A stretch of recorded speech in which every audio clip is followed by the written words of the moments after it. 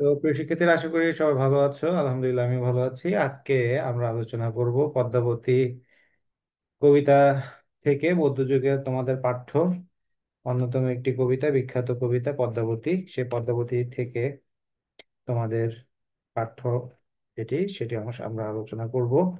আমরা গত ক্লাসে পদ্মাবতীর কাহিনী এবং পদ্মাবতীর যে আমাদের লেখক আলাউল, তার যে কাব্য প্রতিভা ইত্যাদি নিয়ে আলোচনা করেছিলাম। তো আমরা আলোচনা করেছিলাম পদ্মাবতীর গল্পটি কেমন এবং সেই তার কাহিনীটা কি, সবকিছু আমরা আলোচনা করেছি। তো আজকে আমরা যেটা আলোচনা করব সেটি হচ্ছে পদ্মাবতী কাব্যের পদ্মাবতীর রূপের বর্ণনা। তোমরা এখানে অনেকেই পদ্মাবতীর কাব্যের রূপের বর্ণনা অনেক শিক্ষক আসলে পড়াতে গিয়ে একটু অস্বস্তিতে থাকেন। আহ কিন্তু আমার কাছে যেটি মনে হলো যে পদ্মাবতী কাব্যের যদি আমি পদ্মাবতীর রূপের বর্ণনাটা তোমাদেরকে না পড়াই, তাহলে তোমাদের এই পদ্মাবতীর আসল যে সৌন্দর্যটা সেটা তোমরা উপলব্ধি করতে পারবে না। এই কারণে আমি তোমাদেরকে আগে একটু সতর্ক করে নিচ্ছি, তোমরা যখনই এই ক্লাসটা করবে পদ্মাবতী রূপের বর্ণনা অবশ্যই অবশ্যই হেডফোন লাগিয়ে করবে, কারণ আশেপাশে হয়তো অনেকে হঠাৎ করে শুনলে একটা মিসআন্ডারস্ট্যান্ডিং হতে পারে। ওকে? তো তোমাদেরকে এই কারণে আমি বলবো, তোমরা যারা ক্লাস করতেছো আগে ক্লাস করার আগে এই হেডফোন লাগিয়ে তারপরে ক্লাসটি করো। ওকে? তো পদ্মাবতীর রূপ যদি আমি আলোচনা না করি, তাহলে পদ্মাবতী কাব্যের আসল সৌন্দর্যটি আলোচনা করা হবে না। এটা আমি আগেও বলেছি, আবারও বলছি। তো আমরা এখন সেই পদ্মাবতীর রূপের বর্ণনা নিয়ে আলোচনা করব। তো তোমরা যারা ক্লাসে উপস্থিত আছো, প্রথমে এটি মনে রাখবে যে এই যে যে নায়িকার রূপের বর্ণনা দেয়া, এটা মধ্যযুগের একটা স্বাভাবিক প্রচলিত রীতি ছিল। এটা কোনো অস্বাভাবিক কিছু ছিল না। এখন যেমন আমরা আমাদের হয়তোবা মনে হতে পারে যে এটা অস্বস্তিকর বা এই এই সেই, কিন্তু যদি আমরা আহ, বিবেচনা করি যে পদ্মাবতী কাব্যের মূল প্রাণ হচ্ছে, মূল আত্মা হচ্ছে এই পদ্মাবতীর রূপের বর্ণনা। ওকে? তাই পদ্মাবতীর রূপের বর্ণনাতে আমরা আমাদের আহ রুচিশীল মন মানসিকতা দিয়েই তার রূপের বর্ণনাটা আমরা আলোচনা করব। ওকে? তো আমাদের এই পদ্মাবতী কাব্যের একটা বিশাল অংশ জুড়ে আহ উম, পদ্মাবতী রূপের বর্ণনা করা হয়েছে। তো এই যে রূপের বর্ণনাটা করা হয়েছে, এখানে মূলত কবির সৌন্দর্যবোধ, সৌন্দর্য প্রীতি, এই জিনিসটা আমরা দেখতে পেয়েছি। আলাউল ছিলেন সৌন্দর্যের পূজারী। হুম। এবং এই সৌন্দর্যের পূজারী, তিনি সুন্দরকে তিনি সবসময় অ্যাপ্রিসিয়েট করেছেন। অনেক মানুষ দেখবে যে সুন্দর যে জিনিসটা বুঝে না, সৌন্দর্যকে অ্যাপ্রিসিয়েট করতে পারে না। তো কিন্তু আলাওল তিনি করেছেন। একটা শিক্ষিত মানুষ, হ্যাঁ, একটা শিক্ষিত মানুষের সবসময় কি এই সৌন্দর্য পূজারী মন মানসিকতা থাকে, সৌন্দর্যকে সে বুঝতে পারে। তো তিনি সেখানে পার্থিব সৌন্দর্য সৃষ্টির একটা প্রয়াস তিনি দেখিয়েছেন। তো আমরা এই পদ্মাবতীর প্রেম এবং যে সৌন্দর্য সেটার একটা আহ যে মানে আমাদের মৌখিক বা বাংময় যে প্রতীক হিসেবে আমরা এটাকে দেখতে পারি। তো আমাদের এখানে যেহেতু পদ্মাবতী কাব্যটাতে আমরা দেখব যে দেহতাত্ত্বিক যে সুফিজম বা আমাদের বৈষ্ণবদের যে বা বাউলদের যে একটা সাধনা ছিল, সেই দেহের বন্ধনে পদ্মাবতী রূপচিত্র এঁকে আলাউল যেন সেই বিষয়টাকে আমাদের সামনে তুলে ধরতে চেয়েছেন। তো এখানে কবির সবচেয়ে বড় স্পেশালিটি ছিল যে কবি দৃশ্যমান জগতের উপমাকে আবেগের বাহন করে তিনি কাব্যের নায়িকার বর্ণনা দিয়েছেন। তো মধ্যযুগের নায়িকার রূপের বর্ণনা করা এটা একটা প্রচলিত রীতি ছিল, এটা তো আমি আগেই বলেছি। এখানে তোমরা ছবিতে যে ছবিটি দেখতে পাচ্ছ যে এটা পদ্মাবতীর কাব্যেরই একটা মানে শিল্পীর দৃষ্টিতে পদ্মাবতীর একটা চিত্র আঁকা হয়েছে। আমরা যে একটা সুখ পাখি দেখেছিলাম, এই যে সেই সুখ পাখি, ঠিক আছে, এই সুখ পাখি কিন্তু কি আলাওল নিজে। আমরা যদি কাব্যটা পুরোপুরি যখন পাঠ করব, তখন দেখতে পাবো যে কি এই সুখ পাখি আসলে আলাওল নিজে। এবং কবি এই যে যে মধ্যযুগের নায়িকা রূপের বর্ণনা করার যে ধারা, সেই ধারাবাহটাকে তিনি অনুসরণ করেছেন। তবে এখানে স্পেশালিটি হচ্ছে যে তিনি তার নিজের কল্পনা শক্তি, নিজের সূক্ষ্ম দৃষ্টি, হ্যাঁ, এবং এই সব কিছু দিয়ে তিনি আলাদাভাবে পদ্মাবতীর চরিত্রটাকে নির্মাণ করেছেন। তো আলাউল যেভাবে পদ্মাবতী রূপের বর্ণনা করেছেন, সেখানে তার মাথার চুল থেকে পায়ের নখ পর্যন্ত সবকিছু এবং সব শরীরের প্রত্যেকটি অংশের নিখুঁত বর্ণনা তিনি দিয়েছেন। সাধারণত আহ, আহ, হিন্দু কবিরা কি করত? হিন্দু কবিরা করতো কি শরীরের নিচে থেকে উপরের অংশে আস্তে আস্তে যেত। তোমরা যে কোনো হিন্দি মুভিতে বা ইয়েতে দেখবে যে কি সাধারণত নায়িকার পা থেকে আস্তে আস্তে শরীরের উপরের দিকে উঠে। ওকে, মনে করো এটা হচ্ছে যে একটা মানুষ, যদি নারী শরীর ধরি আমরা, হ্যাঁ, এটা যদি আমরা একটা নারী শরীর ধরি, তো সাধারণত এখানে কি করা হয়, অন্যান্য ইয়াতে নিচে থেকে উপরে যায়, নিচে থেকে উপরে হয়, কিন্তু মুসলিম রীতিতে উপর থেকে নিচে আসে। তো এই কারণে আমরা পদ্মাবতী কাব্যে প্রথমেই দেখবো যে কি পদ্মাবতীর চুলের বর্ণনা করা হয়েছে। ওকে, আমরা পদ্মাবতীর চুলের বর্ণনাতে কি দেখি? পদ্মাবতীর চুল দীঘল কালো। প্রথমে যে কবি বলেছে পদ্মাবতীর রূপ কি কহিমু মহারাজ, তুলনা দিবার নাহি ত্রিজগত মাঝ, আপাদলম্বিত কেশ কুস্তরী সৌরভ, মহা অন্ধকারময় দৃষ্টি পরাভব। এই কুস্তরী কি? এই কুস্তরী হচ্ছে যে এক ধরনের আহ কৃষ্ণ হরিণ বা কালো, যে এক ধরনের হিমালয়ের পাদদেশে এক ধরনের বিশেষ হরিণ থাকে। সেই পুরুষ হরিণ, এই জাতের পুরুষ হরিণগুলোর ছেলেদের যে অন্ডকোষ মানে যে আছে, সেই অন্ডকোষের ওখানে একটা বিশেষ ধরনের গ্রন্থি থাকে। সেই গ্রন্থি থেকে অত্যন্ত সুঘ্রাণ বের হয়। এটা আগের দিনে রাজারা বা ইয়ারা তাদের জন্য স্পেশালিটি এই ইয়াটা দিয়ে ঘ্রাণ তৈরি করা হতো। ওকে, তো সেই কুস্তরী সৌরভ মানে খুব দামি সেন্ট যেটাকে বলা হয়, সেই কুস্তরী দ্বারা সুরভিত। আমরা জানি যে মেয়েদের চুল যখন বড় হয় সেখানে একটা গন্ধ হয়, কিন্তু মেয়েদের চুল যদি সুরভিত থাকে তাহলে সেটা ছেলেদের কাছে অনেক বেশি আকর্ষণীয় হয়। তো পদ্মাবতী অপরূপ সুন্দরী, তার রূপের তুলনা দেওয়ার মতো তিন ভুবনে কেউ নাই। হ্যাঁ, তার প্রতিটা শরীরের প্রতিটি পার্টস যেন এক একটা রূপের আধার।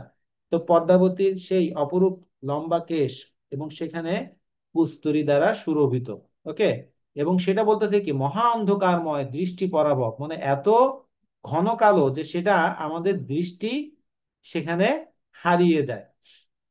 সেখানে কি আমাদের দৃষ্টি হারিয়ে যায়। যেমন আমরা জীবনানন্দ দাশের কবিতায় যেমন পেয়েছি, চুল তার কবেকার অন্ধকার বিদিশার নিশা।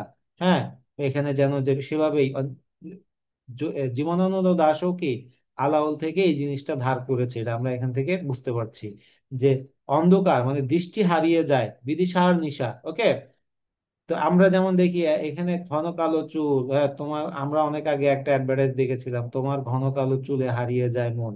হ্যাঁ, তারারা হারায় হারায় চাঁদের আলো, তোমার চুল এমন আধার কালো। তাহলে এই যে যে দেখো এভাবেই তার চুলের বর্ণনা করা হচ্ছে। এবং তার যে সিথি, চুলের যে সিথি থাকে, ঠিক আছে, সেই সিথি যেন অন্ধকারে আলোকিত পথ। এই যে যে অন্ধকারময় দৃষ্টি, ইয়েতে অন্ধকার হয়ে যায়, সেই অন্ধকারে যেমন তোমার মেঘে ঢাকা আকাশ হলে আমরা রাতের অন্ধকার ঘুটঘুটে অন্ধকার হয়ে যায়, তখন বিদ্যুৎ চমকের মতো কি হয়, বিদ্যুৎ চমকের মতো আমাদের রাস্তা দেখায়। তাই যাদের তোমরা খেয়াল করবে যেসব মেয়েদের চুলের ইয়া ঘন, হ্যাঁ, তাদের চুলটা এরকম করে কি বিদ্যুতের মতো এরকম এরকম করে আঁকা বাঁকা থাকে চুলের সিথিটা। ওকে, আর যাদের চুল পাতলা তাদের চুলের সিথি একদম সোজা থাকে, কিন্তু যাদেরটা এরকম ইয়ে থাকে তাদেরটা এরকম এরকম আঁকা বাঁকা থাকে।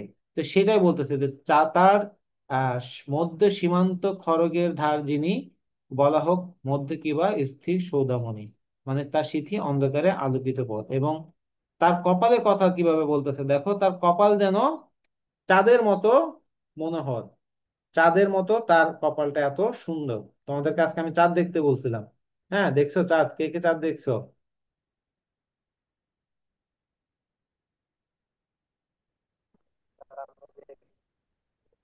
হ্যাঁ, দেখছো? কে কে দেখছো? আমি দেখলাম। এটা রাত 11টার সময় আবার দেখবে, রাত 11টার সময় চাঁদটা সবচেয়ে বেশি সুন্দর দেখাবে, লাল হয়ে যাবে। ওকে। তো যাই হোক, পদ্মাবতীর এই যে যে কপালের বর্ণনা দিলেন, কপালটা আমাদের কি? কপালটা হচ্ছে আমাদের ভাগ্য বা ললাট। হ্যাঁ, সে ভাগ্য বা ললাট, এটা পদ্মাবতীর ললাটটাও কি অতি ও সুন্দর। এবং মানে চাঁদ যখন দ্বিতীয়ার চাঁদ, দ্বিতীয়ার চাঁদ কি, প্রথম চাঁদ হচ্ছে একদম চিকন, হ্যাঁ মানে প্রথম দিন। দ্বিতীয়ার চাঁদটা কি অনেকটাই এরকম। ওকে। দ্বিতীয়ার চাঁদ, সেই দ্বিতীয়ার চাঁদের মতো তার বাঁকা কপালটা। মানে কপালের এই যে যে আমরা যখন আমরা কাছাকাছি যাব, কপালের ইয়াটা অনেকেরটা দেখবা যে কি কখনো এরকম, হ্যাঁ, অনেকেরটা এরকম, ঠিক আছে। কিন্তু তার চারটে কপালটা এরকম, জাস্ট এরকম। ওকে, আমাদের যে মাথার যে খুলি উপরে কপালের ইয়াটা। তো এই জন্য বলছে দ্বিতীয়া চাঁদের মতো তার মনোহর। আমাদের এখানে একটা ব্যাপার মাথায় রাখতে হবে, পদ্মাবতীকে নিয়ে আলোল সূক্ষ্ম সূক্ষ্ম বর্ণনা দিয়েছে, একদম সূক্ষ্ম সূক্ষ্ম তার সবকিছু তার বর্ণনাতে এসেছে, কোনো কিছুই কিন্তু বাদ দেননি। একদম তোমার কপাল, ভুরু, চোখের মণি, হ্যাঁ, তার পাপড়ি, চোখের পাতা, নাক, নাকের যে ছিদ্র, ঠোঁট, গাল, সব কিছুর বর্ণনা কিন্তু দিয়েছে। সবগুলো তো আর ইয়ে করা যায় না। ওকে, সবগুলো করা যায় না, আমরা এখানে যতগুলো সম্ভব আমরা সেটা আলোচনা করার চেষ্টা করব। তারপরে দেখো, তার বলতেছে এই যে মানে এভাবে তার চাঁদের মতো কপালের কথা বর্ণনা কবি করেছেন। তার গাল, এখানে যদিও আমি নায়িকার একটা ছবি দিয়েছি, তার গাল, হ্যাঁ, তার গালটা কিরকম? তার গালটা হচ্ছে যে একদম কি সুরঙ্গ কপল বর্ণচারু সুললিত, জিনিয়া কমলপত্র অতি সুশোভিত। সুরঙ্গ মানে কি? সুরঙ্গ মানে হচ্ছে সুরভিত। ওকে, সুরভিত। সুরভিত মানে কি? মানে যেখান থেকে সুন্দর গন্ধ আসে। ওকে। তো সেই তার এই গালের কথা কেন বলা হলো পদ্মাবতী রূপের ইয়া? দেখো, একটা মেয়ের আসল ইয়াটা যদি কি হয়, তার মানে মেয়েদের সবচেয়ে বেশি মেকআপ করলে দেখবা এই গালের এখানে বেশি ঘষে, ওই যে কি যেন দেয় ওইটা, মাস্কারা না কি যেন বলে। তো এই যে যে তার যে গাল বা কপল, গালের আরেকটা নাম কি খেয়াল করো, গালের আরেকটা নাম হচ্ছে কপল। সে কপল মানে সুডোলে এবং অতি চমৎকার। এখানে আমরা নায়িকার যেরকম দেখতে পাচ্ছি, হ্যাঁ, এখানে কিন্তু নায়িকার এখানে কি আছে, একটু ছোট ছোট বিচির মতো দেখা যাচ্ছে, তাই না? হালকা হালকা। কিন্তু পদ্মাবতীটা আরো বেশি, একদম সুডৌল ও অতি চমৎকার এবং কোমল। ওকে। তোমার গাল যদি, এই যে মেয়ের এত কিছু মুখে কেন মাখে, কারণ তার মুখটা কোমল ভাব রাখতে চায়। ওকে। এবং তার বাম পাশে, হ্যাঁ, একটা মনোহর কালো তিল আছে তার কপলের, মানে বাম পাশে। এই যে যে এখানে তার কি বাম পাশে একটা মনোহর কি তিল আছে। তো এই যে যে কবি এটাকে আমাকে মানে কবি বর্ণনা করেছেন যে কি, যে যে সুরঙ্গ কপল বর্ণচারু সুললিত, জিনিয়া কমল পত্র অতি সুশোভিত। জিনিয়া মানে একটা ফুলের, জিনিয়া ফুলের মতো যে পাতাগুলো, হ্যাঁ, যেমন অতি সুশোভিত, অত্যন্ত সুন্দর করে সাজানো, ঠিক সেরকমই পদ্মাবতীর গাল।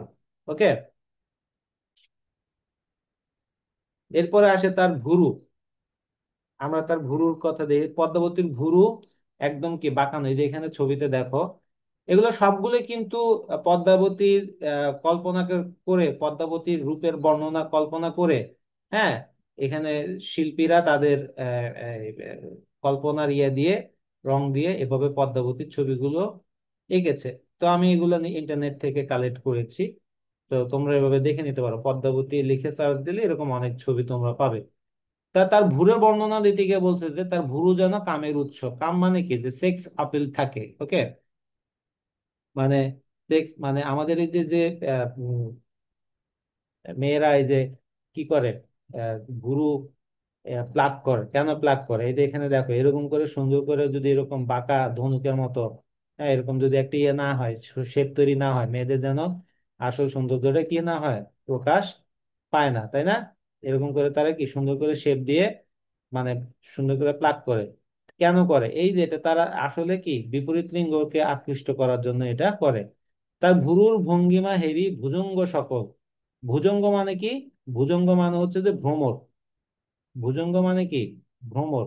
সকল ভ্রমর মানে তার ভুরুর ভঙ্গিমা দেখে সকল ভ্রমরা ভাবিয়া চিন্তিয়া মনে গেল রসাতল, মানে তারা কি চিন্তায় ডুবে গেল। চিন্তিয়া মনে গেল রসাতল মানে কি চিন্তায় ডুবে গেল।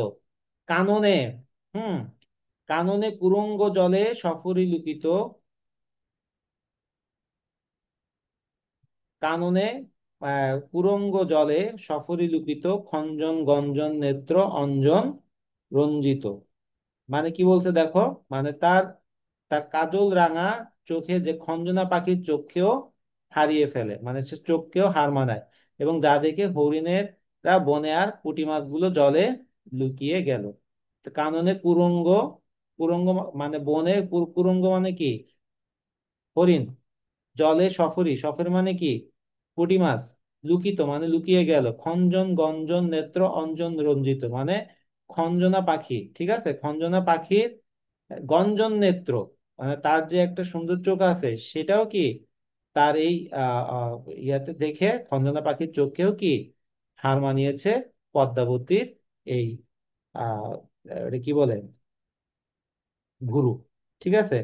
তার পদ্মাবতীর ভুরুর ভঙ্গিমায় পুরুষের যে হৃদয়ে, মানে কি করে, মানে পুরুষের মনের ভিতরে একটা, ওই যে বলো না যে তूने मारे एंट्री यार दिल में बजे घंटी यार, তো এরকমই একটা জিনিস, মানে দিল মে লাগা, এরকম একটা অবস্থা তৈরি হয়। তার ভুঁড়ি এমনই সৌন্দর্যময় যে তার কামদেব যে আছে, আমরা যে বিভিন্ন সময় বিভিন্ন লাবিয়াতে দেখি যে ছোট একটা বাচ্চার হাতে তীর ধনুক, হ্যাঁ, হ্যাঁ, সেই তীর ধনুক আমরা যেমন এদের এভাবে, এদের এভাবে দিয়ে, হ্যাঁ, এভাবে করে একটা ইয়ে দেখাই, তাই না প্রায় সময়। এটা আসলে কি? এটা হচ্ছে যে কামধনু। হ্যাঁ, কামধনু যে ধনুক মেরেছে সেই ধনুক এরিয়া। তো তার কামদেব তার ধনুক ফেলে পালিয়ে গিয়েছে কাকে দেখে? এই পদ্মাবতীর গুরুকে দেখে। বুঝা গেছে? তো এই হচ্ছে তার পদ্মাবতীর রূপের ভুরুর বর্ণনা। তারপর আসে তার ঠোঁটের বর্ণনা আসে। আমরা ঠোঁট, মেয়েদের ঠোঁট বলতে আমরা কি বুঝি? তার ঠোঁট যেন একটা, মানে অন্যরকম আহ ইয়ার মতো তৈরি করে। যেমন ধরো তার চোখ যেমন প্রভাতের সূর্যের মতো নির্মল এবং পবিত্র, তার ঠোঁট হচ্ছে রক্ত লাল। আগে আমরা এটা একটু আলোচনা করি, তার চোখ কিভাবে প্রভাতের মতো, সূর্যের মতো, সরি দীর্ঘকার হবে, সূর্যের মতো নির্মল এবং পবিত্র। মানুষের চোখ মানুষের মনের কথা বলে, পদ্মাবতীর চোখও কি অত্যন্ত সুন্দর। তার চোখ যেন সকালবেলার পাখি, বা সকালবেলার যে সূর্যের আলো, সকালবেলার যে একটা নির্মল পবিত্রতা আছে, সেই পবিত্রতা তার চোখ প্রকাশ করে। দেখো কবি কিভাবে কি জিনিস ব্যবহার করতেছে। তার বলতেছে যে তার চোখ সকালে পবিত্রতা বর্ণনা করতেছে। ওকে, এক মিনিট, একটা ফোন আসতেছে বারবার, আমি একটু ইয়ে করে তোমাদের আবার add। তো পদ্মাবতীর যে চোখের বর্ণনা আমরা দিচ্ছিলাম, পদ্মাবতীর চোখ সূর্যের মতো নির্মল এবং পবিত্র। এই যে দেখো সূর্যের পবিত্রতার সাথে, সকালে পবিত্রতার সাথে পদ্মাবতীর চোখের বর্ণনা দিচ্ছে। এবং তার বলতেছে যে কি তার চোখ এত বেশি সুন্দর যে তার মানে পদ্মাবতীর আঁখি দুটি মানে কোমল আর অঞ্জন রঞ্জিত। অঞ্জন মানে হচ্ছে তোমার ইয়ার মতো আর কি, একটা রাঙানো জিনিস আর কি। তো এভাবে তার চোখের বর্ণনা দিচ্ছে। তারপর তার নাক, নাক শুক পাখির ঠোঁটের চেয়েও সরু এবং চিকন, মানে একটা নাক থ্যাবড়া না, মোটা না, পাতলা, একদম চিকন খাড়া নাক। ওকে, একদম খাড়া নাক। আমরা যেভাবে এভাবে দেখবা যে তোমরা যদি ঐশ্বরিয়ার নাকটা দেখো যেভাবে, হ্যাঁ, ঠিক এরকম, ঠিক এই যে এরকম করে, মানে এটা এরকম গোল একটা ইয়া না, আমি অ্যাকচুয়ালি আঁকতে পারতেছি না ইয়াতে, তোমরা যদি এভাবে দেখো, মানে আমি পদ্মাবতী তোমাদের রূপের বর্ণনা করতে গেলে তোমরা, আমার কাছে মনে হয়েছে যে পদ্মাবতীর রূপের বর্ণনার সাথে শুধুমাত্র একমাত্র ওই যে ঐশ্বরিয়া রায় আছে, তাকেই মিলানো যায়, আর কাউকে মিলানো যায় না। তো সেই পদ্মাবতীর রূপের হচ্ছে যে তার নাক শুক পাখির না ঠোঁটের চেয়েও সরু এবং চিকন, এবং তার নাক এত সুন্দর যে শুক পাখিও তার নাক দেখে বনে পালিয়ে গেছে।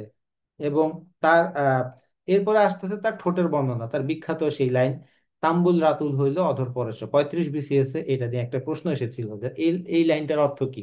তাম্বুল রাতুল হইল অধর পরশে, মানে পদ্মাবতীর ঠোঁট এত লাল যে তার ঠোঁটের স্পর্শে পান লাল হয়ে গেছে। সাধারণত আমরা কবিরা কিভাবে বলছে যে কি পান খাইয়া ঠোঁট লাল করিলাম বন্ধু তবু আইলো না, মানে পানের রসে ঠোঁট লাল হচ্ছে, কিন্তু পদ্মাবতীর ঠোঁট এতই লাল, এত লাল যে তার ঠোঁটের স্পর্শে কি পানের রস লাল হয়ে যাচ্ছে।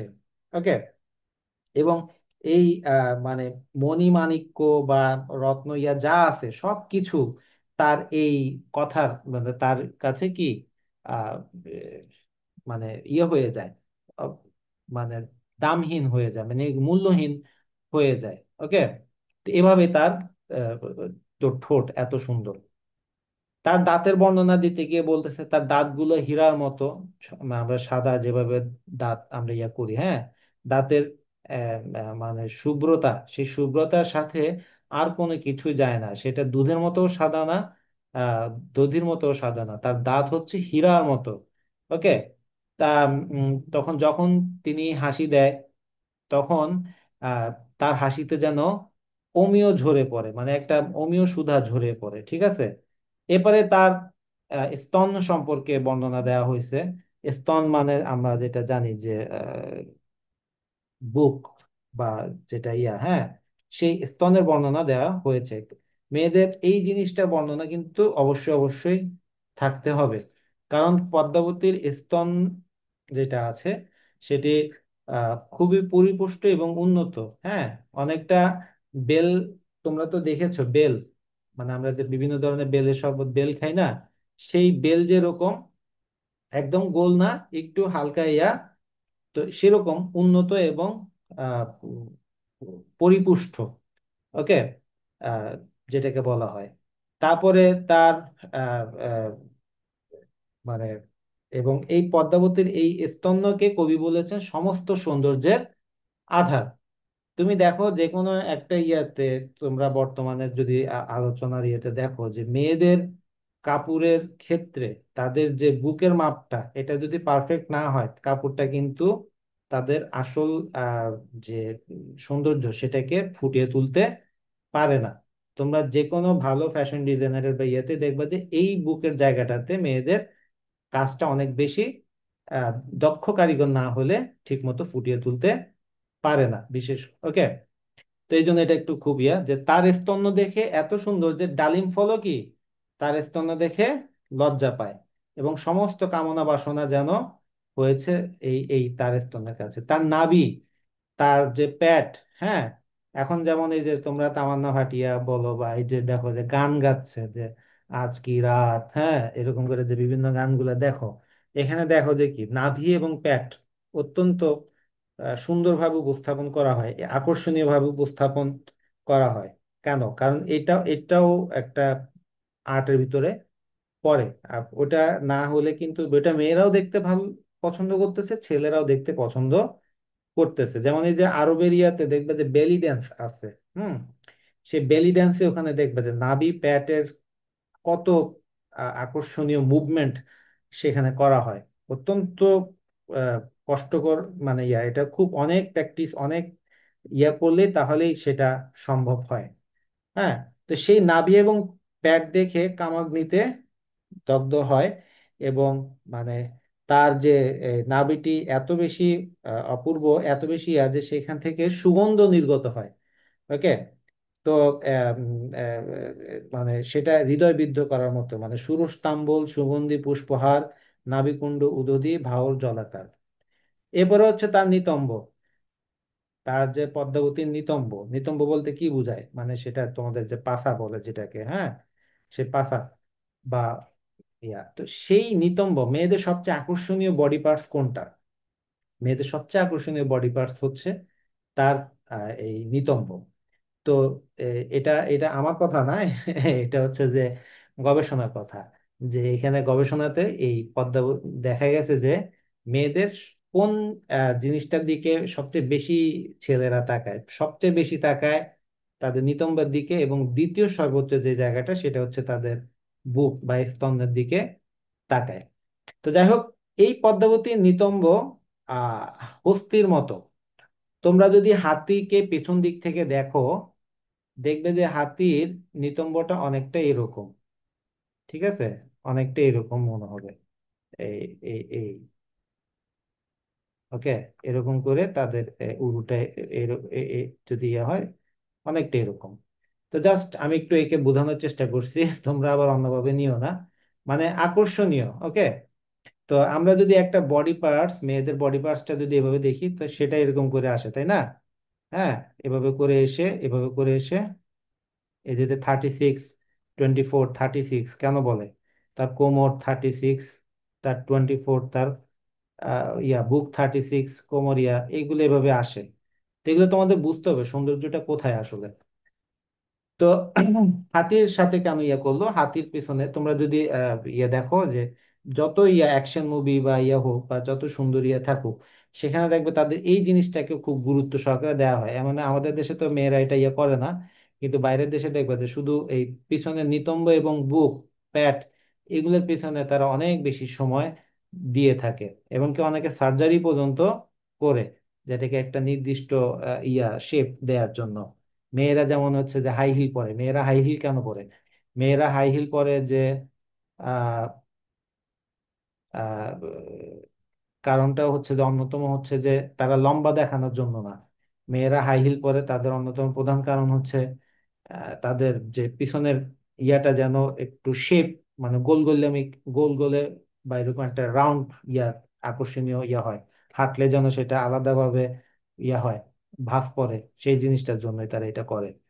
তো এই যে এখানে আমরা সেটা দেখতে পাই, তার যে পদ্মাবতীর যে নিতম্ব, সেটা দেখে আহ হস্তির পিছনের যেরকম সেরকম তাই সবাই আকৃষ্ট হয়। এবং এবং তার পদ্মাবতীর যে উরু থেকে পা পর্যন্ত সুগঠিত, হ্যাঁ, এবং তার পায়ের স্পর্শ কি এত এত যে তার পায়ের স্পর্শ হয়ে ওঠে, মানে ধুলো রক্তিম হয়ে ওঠে। তার গায়ের রঙের বর্ণনা দিয়েছে, তার গায়ের রং কাঁচা সোনার মতো। হ্যাঁ, তো এই যে যে তার কাঁচা, আমরা বলি না দুধে আলতা গায়ের রং, কিন্তু সেই দুধে আলতা না বলে বলল কাঁচা সোনা। ওকে, কাঁচা সোনা কেন? উজ্জ্বল, খুব চকচকে কাঁচা সোনা, কিন্তু কি উজ্জ্বল এবং চকচকে। সেরকমই তার গায়ের এরকম, যেমন এখন যদি আমরা কোরিয়ানদের যেরকম দেখি চকচকে একটা ভাব তাদের থাকে। ওকে, সেই জিনিসটা এখানে আমরা দেখতে পাই। তো এই যে যে আমরা পদ্মাবতী রূপের বর্ণনা আজকে আলোচনা করলাম, সেখানে আরো তার অনেক কিছু আছে। তার আহ তার হাঁটার স্টাইল যেমন গগন ভঙ্গিমা হেরি স্বর্গ নারীগণ, তে কারণে ভূমণ্ডলে নাদে শরণ, মানে তার হাঁটা দেখে স্বর্গের মেয়েরাও কি তারা ভূমণ্ডলে দর্শন দেয় না। ওকে, এবং তার যে অন্যান্য, তার যে চোখের কথা বললাম, নাকের কথা বললাম, ঠোঁটের কথা বললাম, চুলের সিথি, দাঁত, জিহ্বা, হ্যাঁ, সেই জিহ্বা এত নরম কোমল চিকন যে তার সেখান থেকে যে বাক্য বের হয় সেটা অত্যন্ত মধুর বাক্য। ওকে, তার কান যেন তার দেহের সাথে মানানসই, তার চিবুক, হ্যাঁ, তার এই যে হাতগুলো মানে যেন স্বর্ণদণ্ডের মতো, পেশিবহুলও না কিন্তু কোমল, আবার দেখলে বোঝা যায় যে এটা দুর্বল না। তো কিছু হাত আছে দুর্বল, কিছু হাত আছে আহ, ইয়া আহ, সবল। কিছু মেয়েদের, কিছু কিছু মেয়েদের হাত দেখলে মনে হবে যে এরকম ছেলেদের মতো মাসল, আবার কিছু মেয়েদের হাত দেখলে মনে হবে যে এগুলা হাতে কিছুই নেই, খুবই দুর্বল। কিন্তু আবার অনেকে যারা ইয়া তাদের হাতের স্টাইলটা অনেক থাকে, স্ট্রং থাকে, মানে সুন্দর একটা সুগঠিত থাকে, কোমলও না আবার দুর্বলও না, এরকম। তো এভাবে আমাদের পদ্মাবতীর বডি পার্টস গুলোর বর্ণনা দেওয়া হয়েছে। তোমরা প্রতিটা বডি পার্টস যখন আলোচনা করবে, তাকে নিয়ে যে কবিতার লাইন আছে সেগুলো নিয়ে কিছু কবিতার লাইন অবশ্যই অবশ্যই কি আহ, ওখানে দেওয়ার চেষ্টা করবে। ঠিক আছে? তাহলে আমরা আজকে এই পদ্মাবতী রূপের বর্ণনার মাধ্যমে এখানে আমাদের ক্লাস শেষ করলাম। তো তোমরা যারা ক্লাসটা করেছো আশা করি ভালো লেগেছে। তো এটা অনুযায়ী পদ্মাবতী রূপের বর্ণনা থেকে পরীক্ষাতে অবশ্যই একটা প্রশ্ন থাকবে। অবশ্যই অবশ্যই একটা প্রশ্ন থাকবে, তাই তোমরা অবশ্যই অবশ্যই এই পদ্মাবতী রূপের বর্ণনা শিখে ফেলবে। আর অ্যাজ এ বাংলা স্টুডেন্ট তোমাদের অনেকে হয়তো মনে করে বলবে, দেখি পদ্মাবতী রূপ নিয়ে কয়েকটা কথা বলো। যারা শিক্ষিত, যারা জানে, যারা বুঝে, ওকে, তোমাদেরকে তাই এই পদ্মাবতী রূপের কিছু জিনিস অবশ্যই অবশ্যই নলেজে রাখতে হবে। তুমি যখনই কোনো শিক্ষিত মানুষের কাছে বাংলা স্টুডেন্ট হিসেবে পরিচয় দিবে, সে যদি একটু রসিক টাইপের হয় বা সে যদি একটু গভীর বাংলা সাহিত্য সম্পর্কে ধারণা রাখে, তাহলে সে তোমাকে অবশ্যই পদ্মাবতী নিয়ে, রূপের বর্ণনা নিয়ে একটা না একটা প্রশ্ন চট করে বলে বসতে পারে। তো আজকে আমরা পদ্মাবতী রূপের বর্ণনা আলোচনা করলাম। তো আমি এখানে ক্লাস শেষ করতেছি। আমার এখন আবার আরেকটা জব কোচিং এর ক্লাস আছে, তোমরা সেই জব কোচিং এর ক্লাসে জয়েন করো। আমি ওখানে ইংলিশ পড়াবো। তো ওখানে ইংলিশ ক্লাসটা তোমাদের আশা করি কাজে দিবে। তো সবাইকে ধন্যবাদ, ভালো থাকবে, আল্লাহ হাফেজ। দেখা হবে আবার পরশুদিন। তোমরা বাড়ির কাজ কিন্তু কেউ দাও নাই, বাড়ির কাজ দিবে অবশ্যই।